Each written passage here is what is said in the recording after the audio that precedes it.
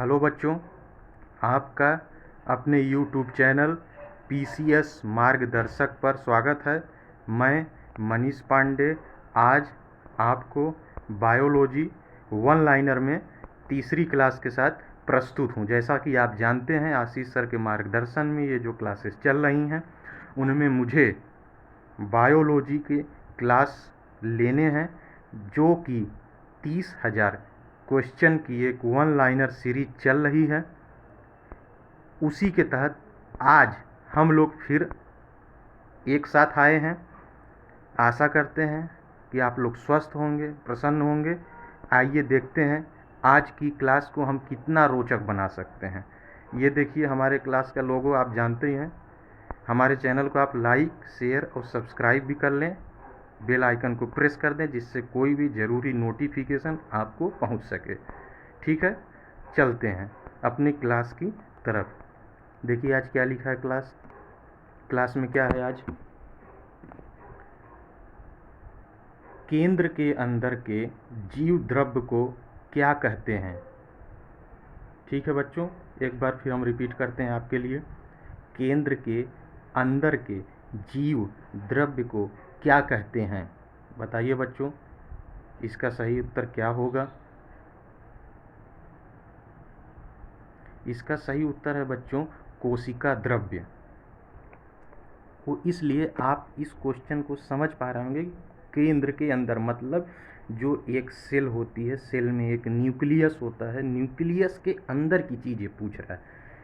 Nucleus के अंदर जो मटेरियल मौजूद होता है उसको क्या कहते हैं। उसको कहते हैं कोशिका द्रव्य। ठीक है बच्चों, आगे चलते हैं। कोशिका अंग को के 3 प्रकार कौन से हैं। फिर से सुन लीजिए बच्चों, कोशिका अंग को के 3 प्रकार कौन से हैं। मतलब ये पूछना चाह रहे हैं कि सेल और सेल के अंदर न्यूक्लियस, तो न्यूक्लियस में कितने प्रकार की पाए जाते हैं। ठीक है, समझ गए बच्चों। इसका सही उत्तर बताइए क्या होगा। तो इसका सही उत्तर है बच्चों एकल झिल्ली युक्त, दोहरी झिल्ली युक्त व झिल्ली। मतलब आपने पढ़ा होगा, कोई भी सेल होता है उसके ऊपर जो मेम्ब्रेन होता है, मेम्ब्रेन को ही झिल्ली कहते हैं।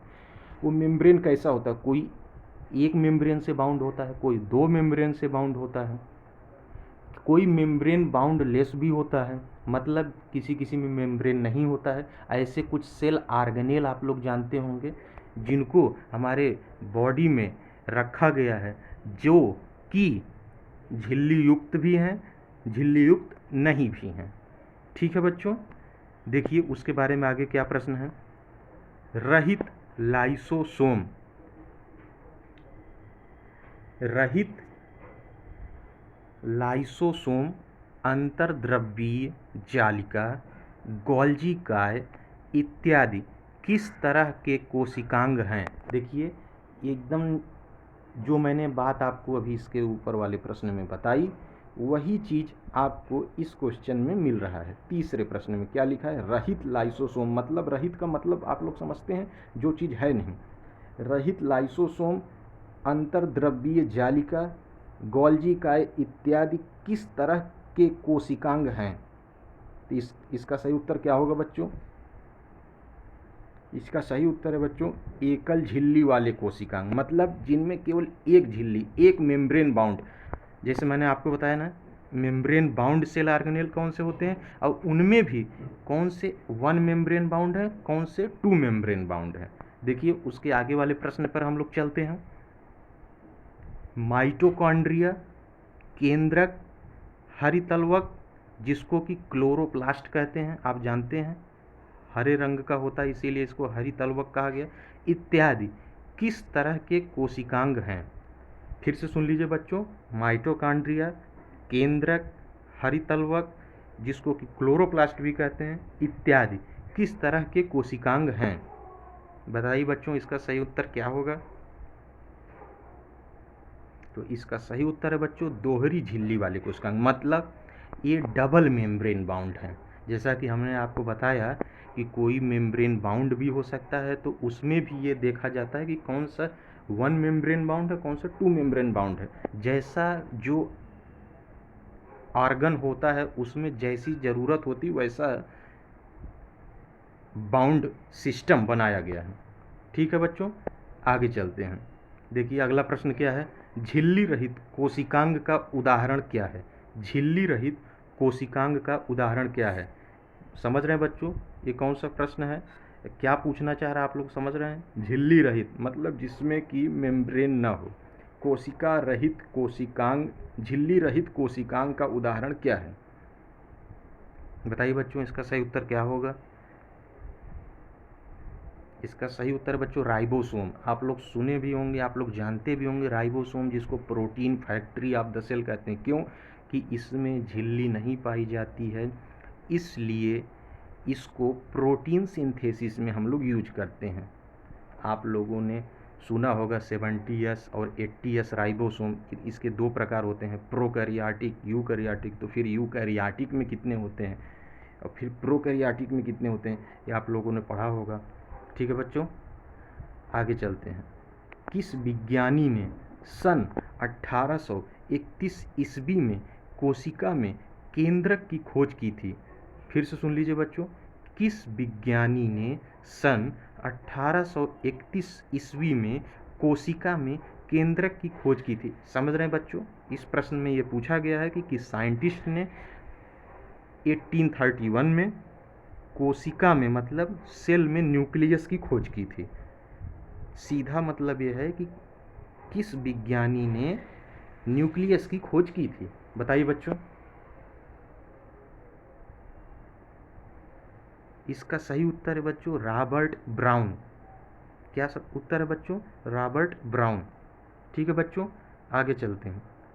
अंतर्द्रव्यीय जालिका, अंतर्द्रव्यीय जालिका की खोज सन 1897 में किस विज्ञानी ने की थी। अंतर्द्रव्यीय जालिका की खोज सन 1897 में किस विज्ञानी ने की थी, बताइए बच्चों। अंतर्द्रव्यीय जालिका मतलब ER, ER का मतलब होता है बच्चों इंडोप्लाज्मिक रेटिकुलम। इसका फुल फॉर्म है इंडोप्लाज्मिक रेटिकुलम। आप लोगों ने पढ़ा होगा, जैसे कि इंडोप्लाज्मिक रेटिकुलम का मतलब हुआ कि इंडो, आप समझते हैं अंदर की ओर, प्लाज्मिक मतलब सेल के अंदर कौन से ऐसे झिल्लियाँ मौजूद हैं, नेटवर्क मौजूद है झिल्ली का, जिसके अंदर हम कई आर्गन्स को रखे हैं। ठीक है, तो इसका सही उत्तर है बच्चों गार्नियर। क्या है, गार्नियर। आगे चलते हैं बच्चों, आगे देखिए कौन सा प्रश्न है। गोल्जी उपकरण, गोल्जी उपकरण जिसको हम लोग गोल्जी ऑपरेटस कहते हैं, की खोज किस विज्ञानी ने की थी। गोल्गी एपरेटस, गोल्जी उपकरण की खोज किस विज्ञानी ने की थी, बताइए बच्चों। इसका सही उत्तर है बच्चों कैमिलो गोल्जी, कैमिलो गोल्जी। ठीक है, गोल्गी एपरेटस आप समझते हैं, जैसा कि मैंने अभी बताया कि राइबोसोम में प्रोटीन सिंथेसिस होती है, उसके बाद गोल्गी एपरेटस में वो जो प्रोटीन सिंथेसिस हुई रहती है उसमें सेल के लिए जो प्रोटीन अनिवार्य है उसका फॉर्मेशन जब हो जाता है तो गोल्गी उपकरण के पास ही वो रखा जाता है, जिससे इन फ्यूचर यूज उसको कर सकें। ठीक है, आगे चलते हैं। लाइसोसोम, लाइसोसोम की खोज किस विज्ञानी ने की थी। बच्चों देखिए क्या पूछा है, लाइसोसोम की खोज किस विज्ञानी ने की थी। आप लोग जानते हैं lysosome suicidal bag of the cell इसको कहते हैं। मतलब जब हमारे शरीर में प्रतिरोधक क्षमता का स्तर इतना कमज़ोर हो जाता है कि हमारी सेल खुद डैमेज होने लगती है, उस डैमेज सेल को बचाने के लिए ये लाइसोसोम खुद अपने आप को ख़त्म कर लेता है, जिससे कि सेल जो है खराब ना हो। ठीक है बच्चों, तो इसका सही उत्तर है डी डुवे, डी डुवे। ठीक है, आगे चलते हैं। माइटोकांड्रिया की खोज किसने 1886 ईस्वी में की थी? बच्चों सुनिए क्या प्रश्न है। माइटोकांड्रिया की खोज किसने 1886 ईस्वी में की थी?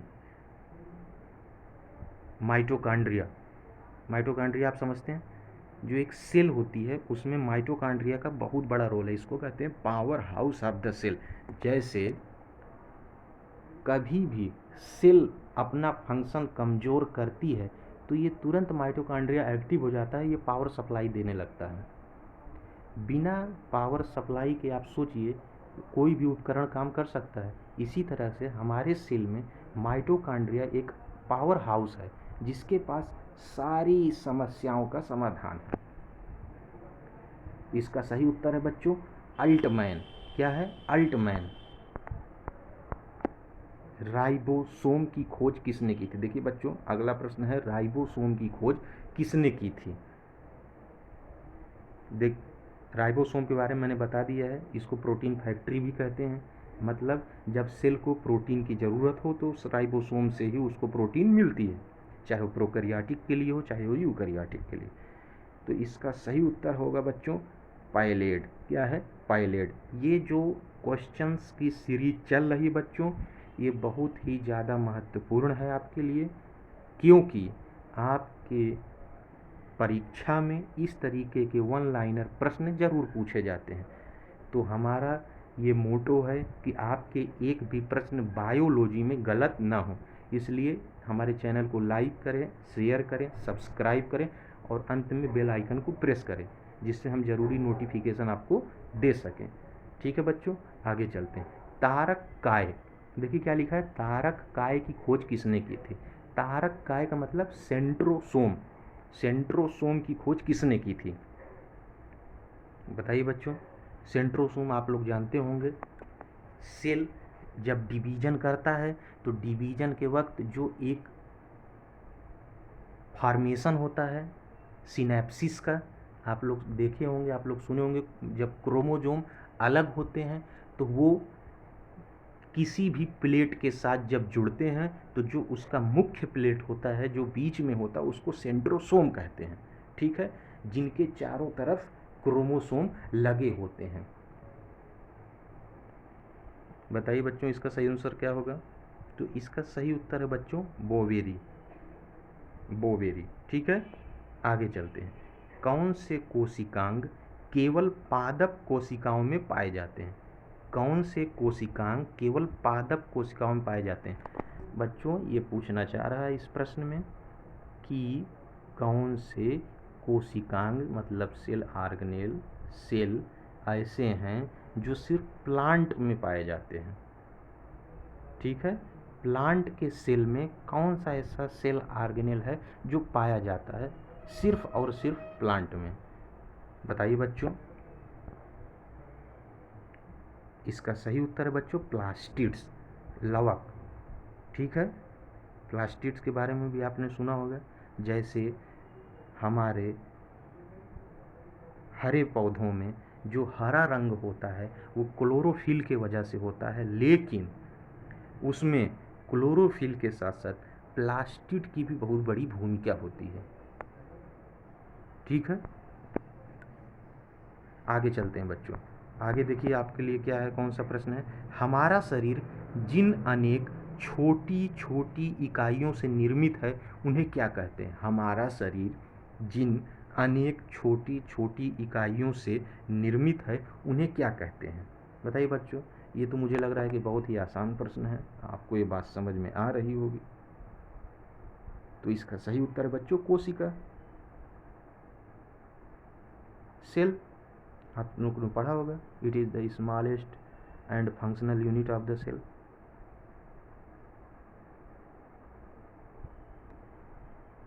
स्मॉलेस्ट और फंक्शनल यूनिट होता है, आप जानते ही हैं। क्यों? क्योंकि आप लोगों ने पढ़ा होगा या सुना होगा कि सेल से टिश्यू, टिश्यू से आर्गन, आर्गन से आर्गन सिस्टम, आर्गन सिस्टम से ऑर्गेनिज्म, ऑर्गेनिज्म से पॉपुलेशन, पॉपुलेशन से कम्युनिटी, ठीक है, कम्युनिटी से बायोम। तो ये जो एक श्रृंखला है, इसी श्रृंखला में जो सबसे छोटी इकाई होती है उसका नाम है सेल। ठीक है बच्चों, आगे चलते हैं। जीव शरीर की रचनात्मक मतलब स्ट्रक्चरल, क्रियात्मक मतलब फंक्शनल तथा आनुवंशिक मतलब हेरिडिटरी इकाई क्या होती है? जीव शरीर की रचनात्मक, क्रियात्मक तथा आनुवंशिक इकाई क्या होती है? तो बच्चों इसके पहले भी हमने ये बात आपको बताई थी, आप लोग जानते भी हैं। इसका सही उत्तर है कोशिका। स्ट्रक्चरल एंड फंक्शनल यूनिट होती है, आपको पता ही है।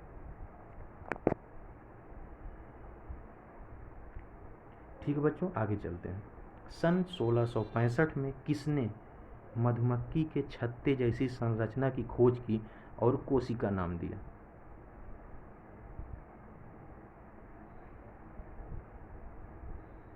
ठीक है बच्चों, सन 1665 में किसने मधुमक्खी के छत्ते जैसी संरचना की खोज की और कोशिका नाम दिया? बताइए बच्चों, इसका क्या होगा? Robert Hooke. इसका सही उत्तर है बच्चों रॉबर्ट हुक। आप लोगों ने सुना भी होगा कि रॉबर्ट हुक ने जब पहली बार एक मधुमक्खी के छत्ते जैसी संरचना दी, जिसको हनी कॉम्ब लाइक स्ट्रक्चर दिया, तो उनको एक एनिमल में ये महसूस हुआ कि यही जो है यही कोशिका है, जिसको आप लोगों ने पढ़ा होगा। बाद में ल्यूएन हॉक ने भी इसको डिस्क्राइब किया। लेकिन रॉबर्ट हुक जो है, रॉबर्ट हुक जो सेल का एक मेन चीज़ होता है, जो एक ज़रूरी चीज़ है सेल की, उसकी खोज किसने की थी? रॉबर्ट हुक ने। क्योंकि ऐसे तो हमारा जब बायोलॉजी में सेल के डिस्कवरी की बात आती है तो अनेक साइंटिस्ट के नाम आते हैं, लेकिन रॉबर्ट हुक का जो साइंटिफिक एक्सप्लेनेशन था और जो इनका डिस्कवरी थी वो ज़्यादा जो है महत्वपूर्ण थी। ल्यूएन हॉक ने भी किया था, लेकिन वो क्या था, वो सेल फंक्शनल नहीं थी। एंटोन वॉन ल्यूएन हॉक उनका पूरा नाम था। ठीक है बच्चों, आगे चलते हैं। आगे देखते हैं क्या है आपके लिए। कौन सा शैवाल केवल एक ही कोशिका का बना होता है जो 10 सेंटीमीटर या 100 मिलीमीटर तक लंबा होता है? कौन सा शैवाल? आप लोग समझते हैं शैवाल?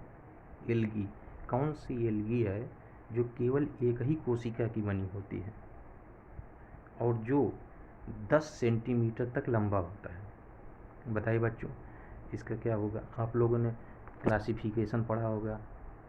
अगर आप लोग ज़रा भी बायोलॉजी के बारे में जानते होंगे, पढ़े होंगे, तो इसमें ये बताया गया है कि आर.एच. व्हिटेकर जो एक साइंटिस्ट थे, उन्हीं का क्लासिफिकेशन सबसे सही क्लासिफिकेशन था, जिसमें उन्होंने बताया कि एनिमल किंगडम के अंतर्गत 5 क्लासिफिकेशन से ही पूरी संरचना बनाई गई है। वो क्या थी? मोनेरा, प्रोटिस्टा, फंजाई, प्लांटी और एनिमैलिया। ठीक है बच्चों, तो वही जो मोनेरा, प्रोटिस्टा, फंजाई, प्लांटी और एनिमल, जो प्लांटी होता है जिसमें प्लांट आते हैं, उन्हीं का एक पार्ट है एल्गी, उसी को कहते हैं शैवाल। ठीक है बच्चों, तो इसका सही उत्तर है एसिटेबुलेरिया। क्या है? एसिटेबुलेरिया। ये साइंटिफिक नेम है। आप लोग इसको जितनी बार पढ़ेंगे उतना आपको याद होगा। आगे चलते हैं। किन रेशेदार पौधों में लंबी लंबी तंतु जैसी कोशिकाओं की लंबाई 2 सेंटीमीटर से लेकर 55 सेंटीमीटर तक होती है? किन रेशेदार पौधों में लंबी लंबी तंतु जैसी कोशिकाओं की लंबाई 2 सेंटीमीटर से लेकर 55 सेंटीमीटर तक होती है? अलसी, जूट या सनई? इसका सही उत्तर है बच्चों अलसी, जूट या सनई। ठीक है, आगे चलते हैं बच्चों। जंतुओं के शरीर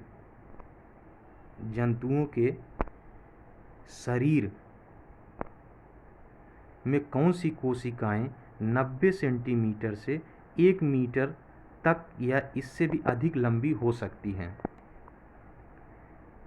जंतुओं के शरीर में कौन सी कोशिकाएं 90 सेंटीमीटर से 1 मीटर तक या इससे भी अधिक लंबी हो सकती है? बताइए बच्चों, इसका सही उत्तर क्या होगा? इसका सही उत्तर है बच्चों तंत्रिका कोशिका। क्या है? तंत्रिका कोशिका। क्योंकि आप लोगों ने जानते होंगे कि जो हमारा नर्वस सिस्टम है, नर्वस सिस्टम वो बहुत ही ज़्यादा लंबा होता है। क्यों? क्योंकि उसमें डिफरेंट डिफरेंट ब्रांचेज निकले हैं। जैसे एक पेड़ का रूट होता है, रूट में डिफरेंट ब्रांच होता है, वही चीज़ है हमारे नर्वस सिस्टम में। न्यूरॉन्स हैं, डिफरेंट टाइप के डेंड्राइट हैं, ठीक है, उनसे मिलकर हमारा ये जो सिस्टम है, नर्वस सिस्टम बना हुआ है। ठीक है बच्चों, आगे चलते हैं। किन दो जर्मन जीव विज्ञानियों ने 1838 और 1839 में बहुचर्चित कोशिका सिद्धांत सेल थ्योरी का प्रस्ताव दिया? किन दो जर्मन जीव विज्ञानियों ने 1838-39 में बहुचर्चित कोशिका सिद्धांत का प्रस्ताव किया? मतलब ये इस प्रश्न में ये पूछा जा रहा है कि कौन से दो वैज्ञानिक थे जर्मन नेटिव के जिन्होंने सेल थ्योरी को प्रपोज किया था। सेल थ्योरी आप लोगों ने पढ़ा होगा, cell arise from pre existing cell, उसमें लिखा भी है all cell arise from pre existing cell. मतलब ये जो कोशिका है, इनसे पहले भी कोई कोशिका होगी, उनसे ये चीज़ें निर्माण हुई हैं। ठीक है, इसका सही उत्तर है बच्चों एम स्लाइडन एंड टी स्वान। मतलब इनका पूरा नाम था मैथियास स्लाइडन एंड थियोडोर स्वान। ठीक है बच्चों, आगे चलते हैं।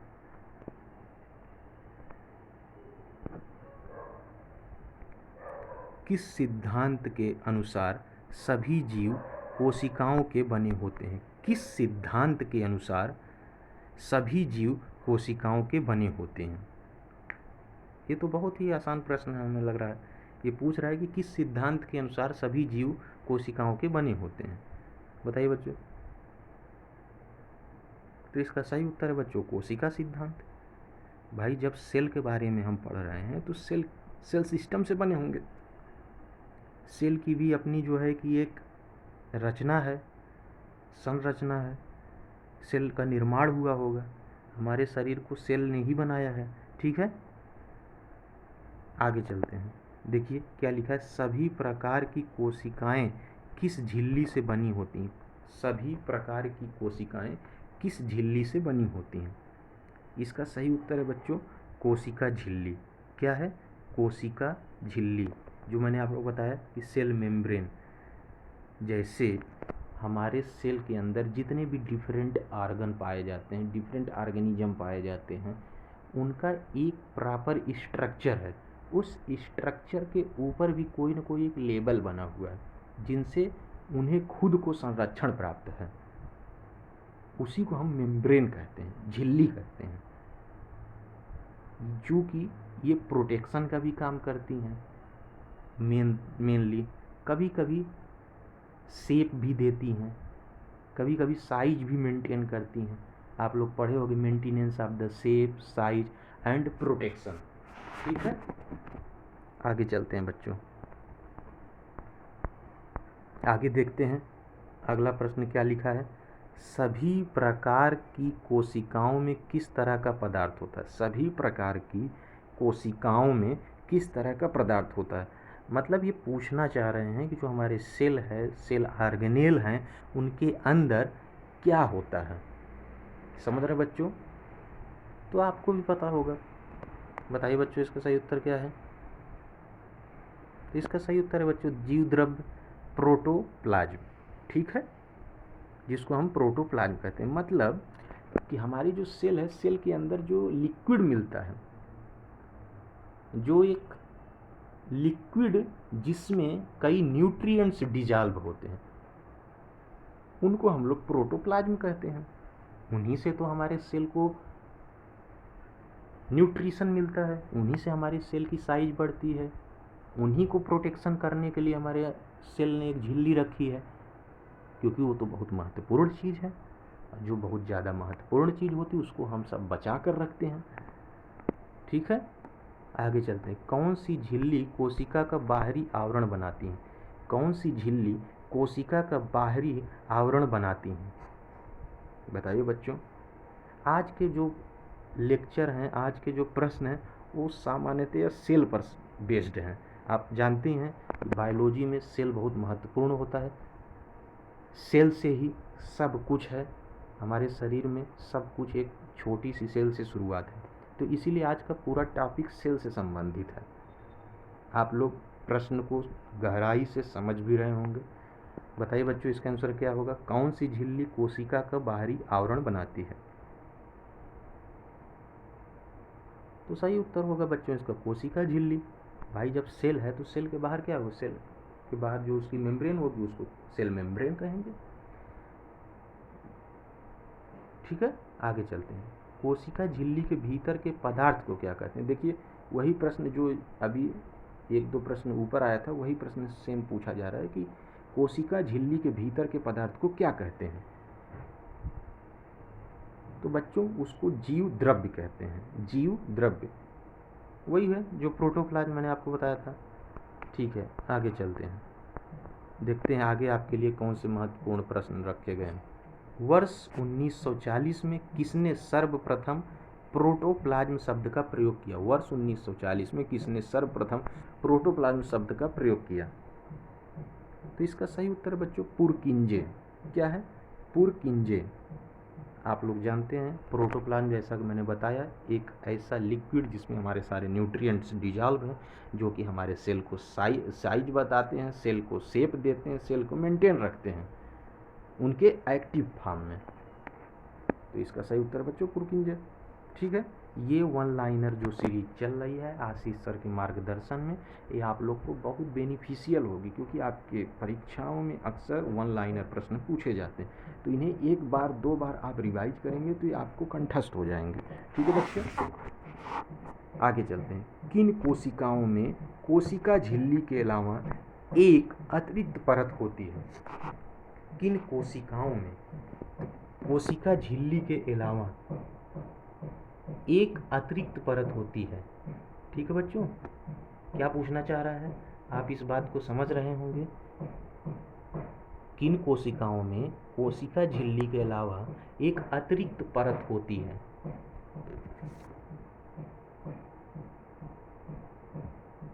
तो बताइए बच्चों। तो इसका सही उत्तर है बच्चों पादप कोशिकाएं।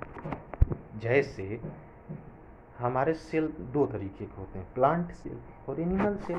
तो जब एनिमल सेल होगा तो एनिमल सेल की कोशिकाएं होंगी, मतलब एनिमल सेल होगा या एनिमल सेल के ऑर्गेनेल होंगे। जब प्लांट सेल होगा तो प्लांट सेल के ऑर्गेनेल होंगे, राइबोसोम, माइटोकॉन्ड्रिया, पुरकिंजे फाइबर। ठीक है, ये आप लोगों ने पढ़ा भी होगा। आगे चलते हैं बच्चों, अगला प्रश्न। पादप कोशिकाओं में मिलने वाली अतिरिक्त परत को क्या कहते हैं? पादप कोशिकाओं में मिलने वाली अतिरिक्त परत को क्या कहते हैं? मतलब देखिए, जैसे सेल का जो सेल के जस्ट बाहर का जो इन्वायरमेंट है उसको क्या कहते हैं? मतलब सेल के जस्ट बाहर जो मिलता है उसको प्रोटेक्शन देता है सेल को, जो एक स्ट्रक्चर है, सेल भी एक स्ट्रक्चर है ना, तो उसका जो प्रोटेक्शन करता होगा उसको क्या कहते होंगे? सीधी सी बात है बच्चों, उसको कोशिका भित्ति कहते हैं, मतलब सेल वाल। वाल मतलब आप समझते हैं, वाल जैसे दीवाल। ठीक है, उसका क्या काम है? उसका काम है ये प्रोटेक्शन, मेंटेनेंस, शेप, साइज, यही सब तो है। यही इसका भी काम है, सेल का भी। सेल को भी तो हमें सुरक्षित रखना है ना अपने शरीर में, तभी तो हम सब जीवित रहेंगे लंबे समय तक। आगे चलते हैं बच्चों, आगे देखते हैं क्या है। कौन सा पदार्थ सभी प्रकार की जीवित कोशिकाओं में पाया जाता है? कौन सा पदार्थ सभी प्रकार की जीवित कोशिकाओं में पाया जाता है? क्या पूछ रहा बच्चों? कौन सा पदार्थ सभी प्रकार की जीवित कोशिकाओं में पाया जाता है? तो ये प्रश्न कई बार आ चुका है, आप इसका आंसर जानते हैं, जीव द्रव्य। अब आप ये देखिए कि किसी एक प्रश्न को अलग अलग एग्जाम में कितने कितने तरीक़ों से पूछा जा सकता है। ठीक है, कभी कुछ तो कभी कुछ पूछ लिया गया, तो इसलिए आप लोग को तैयार रहना है कि हमें इस तरीके से अपनी पढ़ाई रखनी है कि आपको किसी भी तरीके का कैसा भी प्रश्न पूछे वो गलत ना हो। आगे चलते बच्चों, जीव द्रव्य के कितने भाग होते हैं? जीव द्रव्य के कितने भाग होते हैं? बताइए बच्चों, जीव द्रव्य के कितने भाग होते हैं? इसका सही उत्तर है बच्चों 2 भाग। जीव द्रव्य के 2 भाग होते हैं। ठीक है, आगे चलते हैं बच्चों।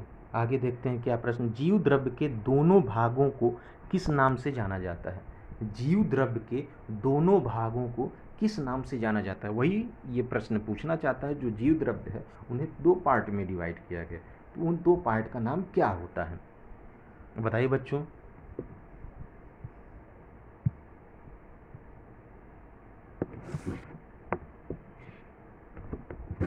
तो इसका सही उत्तर है बच्चों कोशिका द्रव्य व केंद्रक द्रव्य, मतलब साइटोप्लाज्म और न्यूक्लियोप्लाज्म। साइटोप्लाज्म का मतलब क्या है? साइटो मतलब क्या होता है? साइट मतलब क्या है? सेल। तो सेल के बाहर जो लिक्विड है वो साइटोप्लाज्म, और जो न्यूक्लियस के बाहर लिक्विड है या न्यूक्लियस के आसपास लिक्विड है उसको न्यूक्लियोप्लाज्म।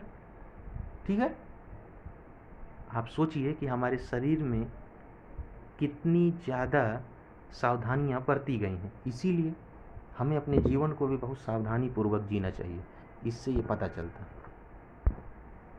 आगे चलते हैं बच्चों, आगे का प्रश्न देखते हैं कि क्या है हमारे लिए। केंद्रक व कोशिका झिल्ली के बीच के जीव द्रव्य को क्या कहते हैं? केंद्रक मतलब न्यूक्लियस व कोशिका झिल्ली सेल वॉल या सेल मेम्ब्रेन। सही उत्तर इसका बताइए क्या होगा? केंद्रक व कोशिका झिल्ली के बीच के जीव द्रव्य को क्या कहते हैं? तो बच्चों आप लोग इस बात को समझ भी रहे होंगे, इसको हम लोग कोशिका द्रव्य कहेंगे। ठीक है, सेल का वही साइटोप्लाज्म जिसको हमने बताया भी, साइटोप्लाज्म, न्यूक्लियोप्लाज्म। ये जो प्लाज्मा शब्द है, प्लाज्मा का मतलब होता है कोई ऐसा मैटर जिसके अंदर लिक्विड न्यूट्रिएंट के साथ डिजॉल्व हो। ठीक है, आगे चलते हैं बच्चों। किस सिद्धांत के अनुसार कोशिका सब जीवों की संरचना और उनके कार्य की मूल इकाई है? ये प्रश्न पहले भी आ चुका है, एक बार फिर पूछा गया, लेकिन दूसरे तरीके से बच्चों पूछा गया है। तो बताइए इसका सही उत्तर क्या होगा? तो इसका सही उत्तर है बच्चों कोशिका सिद्धांत। जब सेल के बारे में हम पढ़ रहे हैं तो सेल से संबंधित सारी जानकारियां होंगी। आगे चलते हैं बच्चों अगले प्रश्न की ओर। कोशिका कितने प्रकार की होती है? देखिए यहाँ थोड़ा अच्छा प्रश्न है कि कोशिका कितने प्रकार की होती है, मतलब सेल कितने टाइप होते हैं, जो कि हमने आपको समझाने के बीच में कई बार बता दिए हैं। तो इसलिए फिर से आप लोग ध्यान रखिए कि कोशिका कितने प्रकार की होती है। तो 2 प्रकार की, एक प्रोकैरियोटिक और एक यूकैरियोटिक। ठीक है, इसी तरीके से हमारे ऑर्गेनिज्म भी डिवाइड है। कोई प्रोकैरियोटिक ऑर्गेनिज्म होता है तो कोई यूकैरियोटिक ऑर्गेनिज्म। क्यों? क्योंकि जिसके अंदर प्रोकैरियोट सेल होगा वो प्रोकैरियोटिक, जिसके अंदर यूकैरियोट सेल होगा वो यूकैरियोटिक। प्रोकैरियोटिक का मतलब प्रो मतलब प्रिमिटिव, और कैरियोटिक शब्द जो है कैरियन से है। कैरियन मतलब न्यूक्लियस, मतलब जिसके अंदर प्रिमिटिव न्यूक्लियस पाया जाए। और यूकैरियोटिक का मतलब होता है, यू मतलब होता है ट्रू, और कैरियन का मतलब न्यूक्लियस, जिसके अंदर ट्रू न्यूक्लियस पाए जाते हैं। ठीक है बच्चों, आगे चलते हैं।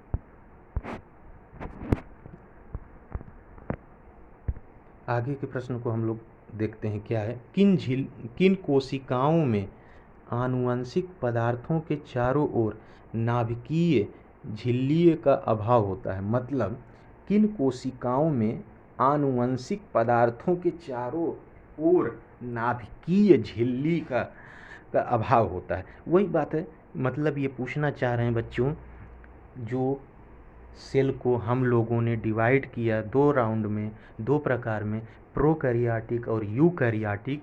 तो इनका पूछने का मकसद ये है कि प्रोकैरियोटिक को प्रोकैरियोटिक क्यों कहते हैं। उसका कारण यही है कि बच्चों इनके चारों तरफ, मतलब न्यूक्लियस के चारों तरफ कोई मेम्ब्रेन नहीं होती है, इसलिए इनको प्रोकैरियोटिक कहते हैं।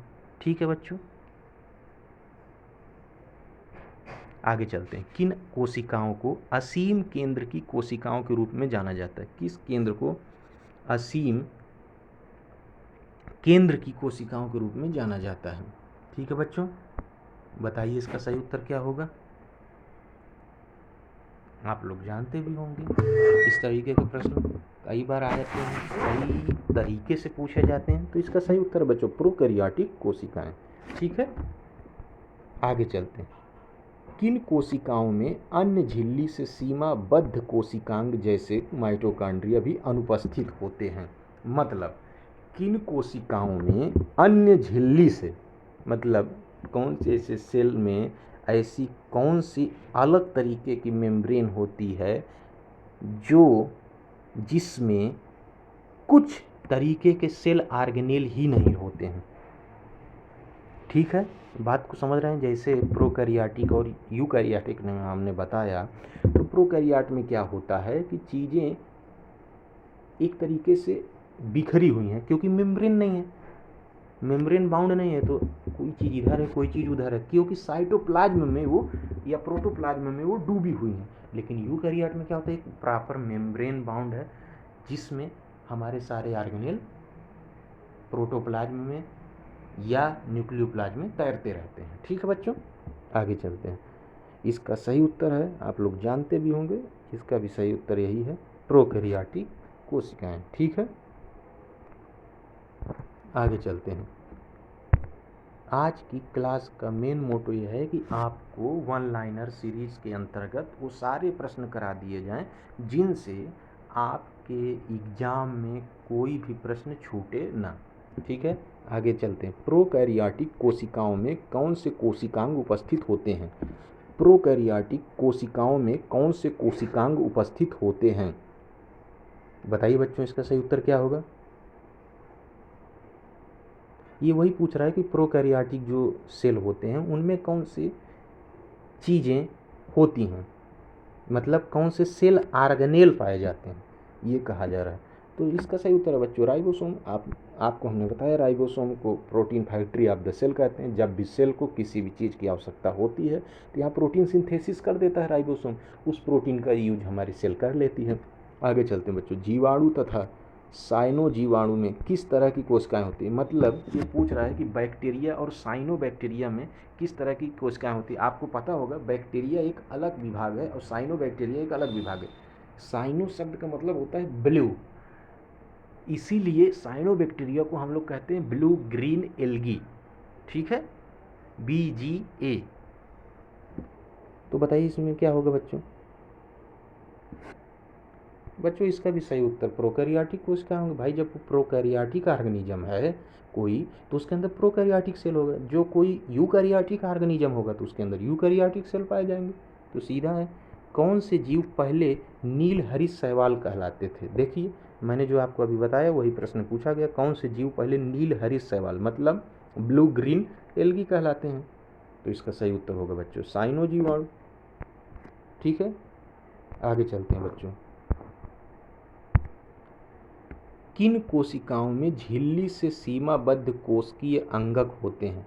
देखिए वही सारी बातें जैसे हमने बताया कि प्रोकैरियोटिक मेम्ब्रेन बाउंड नहीं होता है लेकिन यूकैरियोटिक मेम्ब्रेन बाउंड होता है। तो वही प्रश्न इन्होंने पूछा, किन कोशिकाओं में झिल्ली से सीमाबद्ध कोशिकीय अंगक होते हैं? मतलब सेल ऑर्गेनेल किसके झिल्ली के अंदर, सेल मेम्ब्रेन के अंदर पाए जाते हैं?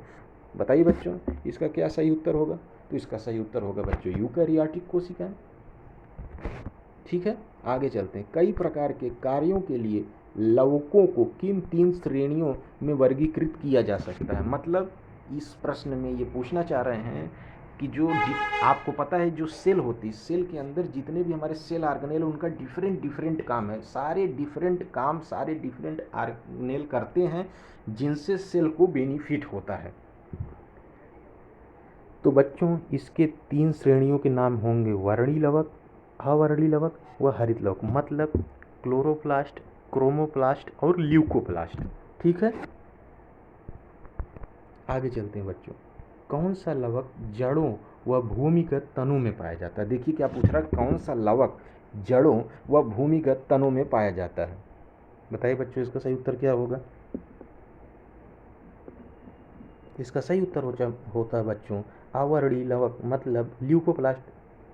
आपको बताया मैंने कि लवक मतलब प्लास्टिड कितने प्रकार के होते हैं? 3 प्रकार के, क्लोरोप्लास्ट, क्रोमोप्लास्ट व ल्यूकोप्लास्ट। ठीक, आगे चलते हैं बच्चों आगे के प्रश्न की तरफ। कौन सा लवक प्रायः लाल, पीले नारंगी रंग का होता है और पौधे के रंगीन भाग जैसे पुष्प, फल भित्ति, बीज आदि में पाया जाता है। कौन सालवक प्रायः लाल, पीले, नारंगी रंग का होता है और पौधे के रंगीन भाग जैसे पुष्प, फल भित्ति, बीज आदि में पाया जाता है। बताइए बच्चों, इसका सही उत्तर क्या होगा? तो बच्चों इसका सही उत्तर होगा वर्णिलवक क्रोमोप्लास्ट, क्योंकि आपको पता है इस प्रश्न में पहले ही बता दिया लाल, पीले, नारंगी। तो भाई जब क्रोमोप्लास्ट, क्रोम मतलब होता है कलर, तो कलर में भी कैसे कलर, जैसे जिसमें ग्रीन होगा वो ग्रीन होंगे, जिसमें रेड होगा वो रेड होंगे, जिसमें येलो होगा वो येलो होंगे। लेकिन ये क्लोरोप्लास्ट पिगमेंट तो होना चाहिए। क्रोमोप्लास्ट, क्लोरोप्लास्ट ये पिगमेंट होते हैं ना। जैसे किसी में क्लोरोप्लास्ट ज़्यादा है तो भाई ग्रीन रंग का होगा, जिसमें क्रोमोप्लास्ट कई और रंग के होंगे उनमें वो रंग पाया जाएगा। जैसे आप लोगों ने देखा होगा फूल भी हमारे कई रंग के होते हैं। ठीक है, आगे चलते हैं बच्चों। ठीक है बच्चों, आज की क्लास यहीं तक। आशा करते हैं कि आज की क्लास आपको अच्छी लगी होगी। हमारे चैनल को लाइक करें, शेयर करें और सब्सक्राइब करें। फिर आगे के क्लास में हम लोग मिलते हैं। तब तक के लिए जय हिंद, जय भारत। बच्चों पढ़ाई अपनी जारी रखिए और हमसे आप जुड़े रहिए। ठीक है, बाय।